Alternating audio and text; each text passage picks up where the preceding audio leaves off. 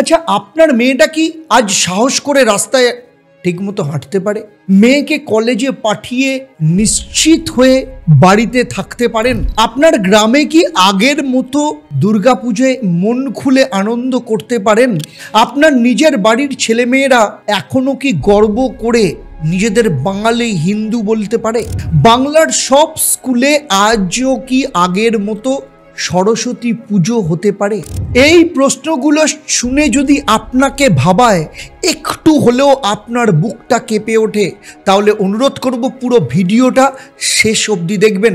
কারণ সত্যবচনে আজ বলবো সেই সংগঠনটার কথা যারা বাংলার গ্রামে গঞ্জে নীরবে দাঁড়িয়ে আছে, যারা শিখিয়েছে বাঙালি মানে শুধু আবেগ নয়, বাঙালি মানে শৃঙ্খলা, সাহস আর আত্মসম্মান, যারা দেখিয়েছে শিকড় যদি মজবুত থাকলে ঝড় যতই আসুক মাথা নোয়াবেন না। আর সেই সাথে শুনুন, জানুন কেন আজ বাংলায় আরো বেশি করে দরকার তাদের শক্ত একটা মাটির শিকড় তৈরি করবার জন্য। সেই সংগঠনটার নাম হচ্ছে RSS। আজ সত্য বচনের আলোচনায় আমি RSS এর প্রচারক হিসাবে বলছি না, কিংবা অনেকের ভাষায় গদি মিডিয়ার কোনো রেফারেন্স তুলে দালালি করছি না। আজ আমি তথ্য দেব আন্তর্জাতিক স্তরের book, academic research, international media report, UNICEF এবং হিউম্যান রাইটসের যে তাদের observation, human rights watch 2019-2020 report. আর এই উৎসগুলো আন্তর্জাতিক গবেষণা, সাংবাদিক তদন্ত, সরকারি তথ্য আর ভারতীয় সংবাদ মাধ্যমের পর্যবেক্ষণের মিশ্রণে তৈরি। সবগুলোই সাধারণ মানুষের জন্য কিন্তু অ্যাক্সেসিবল রয়েছে। আপনারা চাইলে সেই তথ্যগুলো কিন্তু জেনে নিতে পারেন। চলুন প্রথমেই আলোচনা করব RSS মানেই কি। রাষ্ট্রীয় স্বয়ংসেবক সংঘ বা RSS নামটা শুনলে অনেকেই ভয় পায়, আবার কেউ গর্ব অনুভব করে। কিন্তু আসলে RSS কি, কারা এরা? এরা কোনো রাজনৈতিক দল নয়, এরা একটি সামাজিক সাংস্কৃতিক আন্দোলন, যার মূল মন্ত্র হচ্ছে সংগঠিত হও, নিজের শেকড়, নিজের যে ওয়াজুদ, নিজের শেকড়ে ফিরে যাও আর সমাজকে নিরাপদ এবং মানবিক করো। 1925 সালে নাগপুরে কেশব বলিরাম হেগড়েওয়ার যখন RSS তৈরি করলেন, তার লক্ষ্য ছিল হিন্দু সমাজকে শক্তপোক্ত করা। ব্রিটিশদের যে ভেদাভেদ নীতি এবং সাম্প্রদায়িক বিভাজন দেখে তিনি বুঝেছিলেন যদি হিন্দুরা নিজেদের শিকড় আর গৌরবকে ভুলে যায় তাহলে একদিন ভারতবর্ষকেই হারাবে। আজও সেই শেকড়ে ফেরা আর আত্মমর্যাদার রক্ষার লড়াই RSS এর মূল দর্শন। আন্তর্জাতিক গবেষক ক্রিস্টোফ জ্যাফেল্ট তার বইতে লিখেছেন RSS এর মতাদর্শ একটি এথনিক কালচারাল ন্যাশনালিজম, যা নিজের সংস্কৃতিকে বাঁচিয়ে রাখতে চায়। তাহলে চলুন এখন আলোচনা করব RSS এর সংস্কৃতি কি। RSS এর প্রতিদিনের শাখাগুলোই হচ্ছে এদের প্রাণ। ছোট ছোট মাঠে নিয়মিত ব্যায়াম, শৃঙ্খলা শেখা, সমাজের বিভিন্ন বিষয় নিয়ে আলোচনা, এর মধ্যেই তৈরি হয় এক একজন স্বয়ংসেবক। কোনো ধর্মীয় আচার অনুষ্ঠান নেই, কোনো দলীয় স্লোগান নেই। মূল শিক্ষা হলো দেশ আর সমাজকে নিজের পরিবার মনে করো এবং বড় দায়িত্ব নিজের কাঁধে তুলে নাও। RSS আজ হাজার হাজার স্কুল চালাচ্ছে, গ্রামোন্নয়ন প্রকল্প করছে এবং যে কোনো প্রাকৃতিক দুর্যোগে দেখবেন হাফ প্যান্ট পরে সবার আগে ছুটে যাচ্ছে। ইউনিসেফের এক রিপোর্ট 2019-এ উল্লেখ করা হয়েছে, বন্যা আর মহামারীর সময় RSS এর যে স্বেচ্ছাসেবী অর্গানাইজেশন যারা রয়েছে, স্বেচ্ছাসেবীরা, ভলেন্টিয়ার যারা রয়েছে, তারা ত্রাণ শিবির গড়ে তোলেন। তা অনেক সরকারি উদ্যোগের থেকেও কার্যকর ছিল। এখন প্রশ্নটা হচ্ছে, তাহলে বাংলায় RSS এর প্রয়োজনীয়তা কি, সেটা নিয়ে আলোচনা করব। বর্তমান পরিস্থিতির বাস্তবতাটা কি? দেখুন, বাংলার ডেমোগ্রাফি পাল্টাচ্ছে। 1951 সালে রাজ্যে মুসলিম জনসংখ্যা ছিল 19%, 2011-র জনগণনায় সেটা দাঁড়িয়েছে 27%। US এর পূর্বতন প্রেসিডেন্ট বারাক ওবামা 2015 সালে এক ভাষণে তিনি উল্লেখ করেছিলেন, বেঙ্গল এখন ভারতের কমিউনাল ফ্ল্যাশ পয়েন্ট হতে পারে। কেন? কারণ এখানে দীর্ঘদিন ধরে সীমান্ত পথে অনুপ্রবেশ চলছে। কে বলছেন? বারাক ওবামা বলছেন।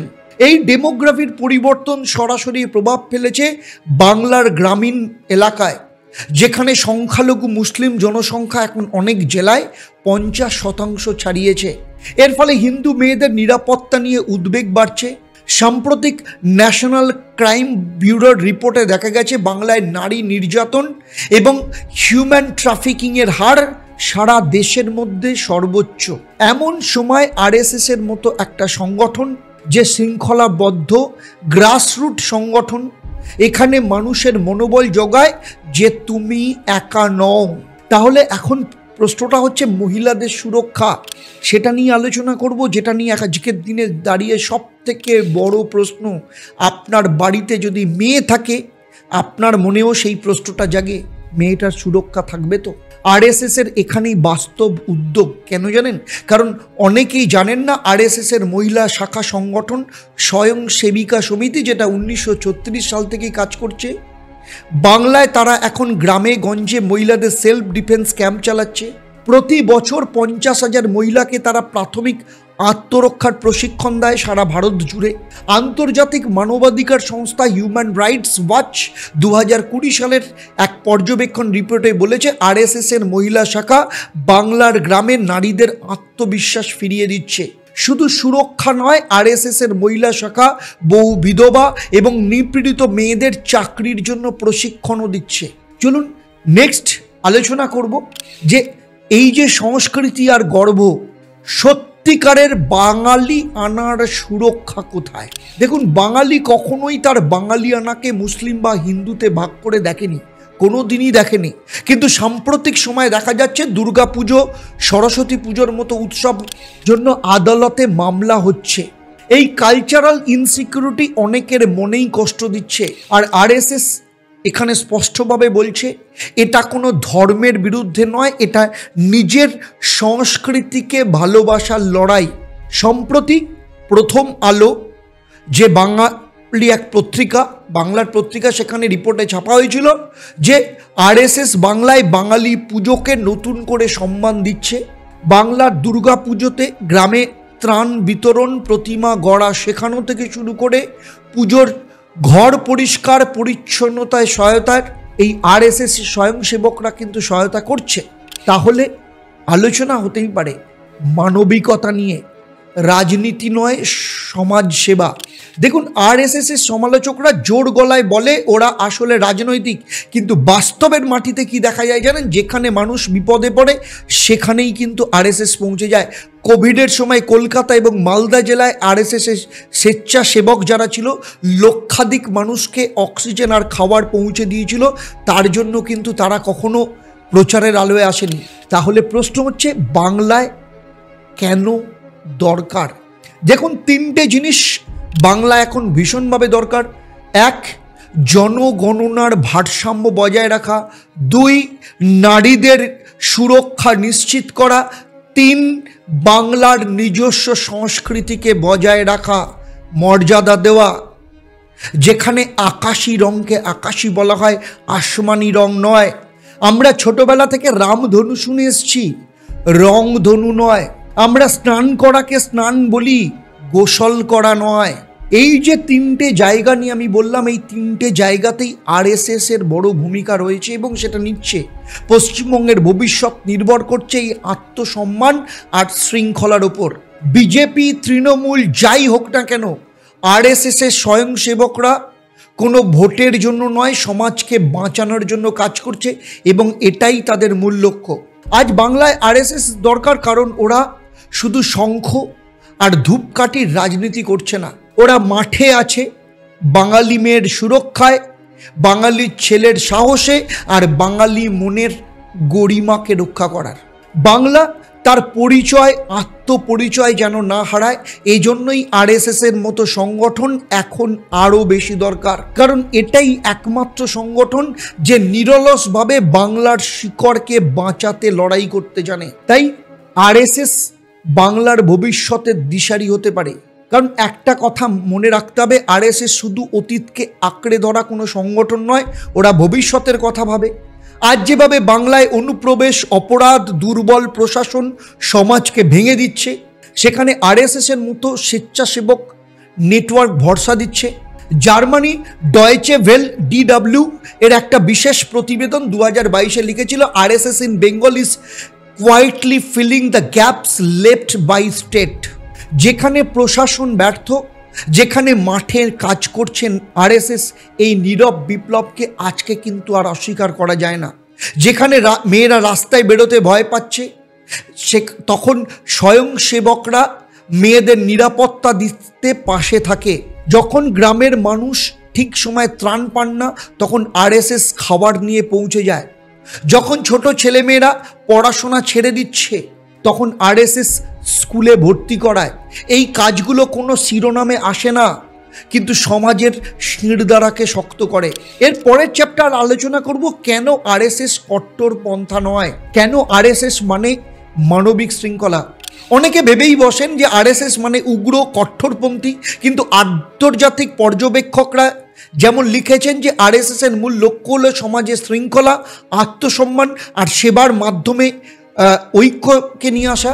ওয়াল স্ট্রিট জার্নালের এক রিপোর্টে বলা হয়েছে, RSS volunteers often act as India's visible civil society. এরা রাজনৈতিক প্রচারে থাকে না, ওরা ছায়ার মতো সমাজের জন্য কাজ করে। এটা কোনো ধর্মবিরোধী আন্দোলন নয়, বরং সব ধর্মের মানুষের মধ্যে সৌহার্দ্য তৈরি করাই ওদের নীতি। বাংলার গ্রামের মুসলিম পরিবারের বহু শিশু আরএসএস পরিচালিত স্কুলে পড়ছে, এটাও কিন্তু একটা বড় সত্যি। তাই চলুন দেখে নেব যে বাংলায় বাঙালিয়ানার রক্ষায় আরএসএস কেন কতটা আজকের দিনে দাঁড়িয়ে প্রাসঙ্গিক এবং কিভাবে প্রাসঙ্গিক। দেখুন, আমরা বাঙালিরা আমাদের সংস্কৃতি আর অহংকারকে কিন্তু হারিয়ে ফেলছি। দুর্গাপুজোর মণ্ডপে অনুমতি নিয়ে মামলা, সরস্বতী পুজোর অনুষ্ঠান কমে যাওয়া, যাত্রা নাটকের আসর ভেঙে পড়া, এগুলো কোনো সরকারি কাজেই বন্ধ হচ্ছে না। আরএসএস আর তাই বাঙালির সংস্কৃতি, উৎসব আর ঐতিহ্যকে রাখার মিশনে নেমেছে। গ্রামে ছোট দুর্গাপুজোর মণ্ডপে চাঁদা দিয়ে শিশুদের জন্য নাটক শিখিয়ে যুব সমাজকে শারীরিক মানসিকভাবে শক্ত করে তুলে ওরা এক নতুন বাঙালিয়ানা তৈরি করছে। জানেন, একটা জাতি কবে হারিয়ে যায়? যখন সে নিজের শিকড় আর সম্মানকে ভুলে যায়। আরএসএস ঠিক সেই ভুলগুলো বাংলায় আর হতে দিচ্ছে না। কোনো রাজনৈতিক দল নয়, এটা একটা সামাজিক সেবামূলক আন্দোলন, যেটা বাংলার শিরায় শিরায় আত্মসম্মান জাগিয়ে তুলছে।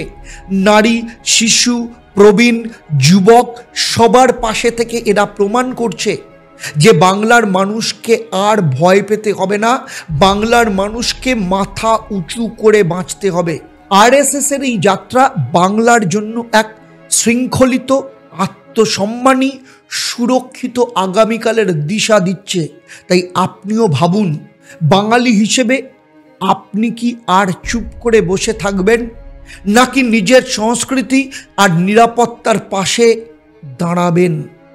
সিদ্ধান্ত আপনার। তাহলে এখন বলুন, আপনি কি আপনার মেয়ের জন্য, আপনার পাড়ার দুর্গাপুজোর জন্য, আপনার বাংলার জন্য কিছু করতে চান, নাকি চুপ করে বসে দেখবেন আর শিকড়গুলো আলগা হতে থাকবে? ভালো করে ভেবে দেখুন, শিকড় ছাড়া গাছ বাঁচে না, শিকড় ছাড়া কোনো জাতি টিকে থাকে না, শিকড় ছাড়া বাঙালি বা থাকবে কি করে? এই প্রশ্নটা আজই যেন আপনাকে ভাবিয়ে তুলে। আরএসএস কারোর বিরুদ্ধে নয়, ওরা বাংলার হয়ে পাশে দাঁড়ানোর কথা বলে, আপনার আমার মতো মানুষদের সাহসী করার কথা বলে। আজকের বাংলা যদি আপনার কাছে সত্যি আপন মনে হয়, তাহলে এবার সময় এসেছে শেকড়কে শক্ত করার। আর সেই যাত্রার পাশে কে আছে সেটা আজ আপনি নিজেই বিচার করে নিন, আর সিদ্ধান্ত আপনার হাতে। নমস্কার, ভালো থাকবেন।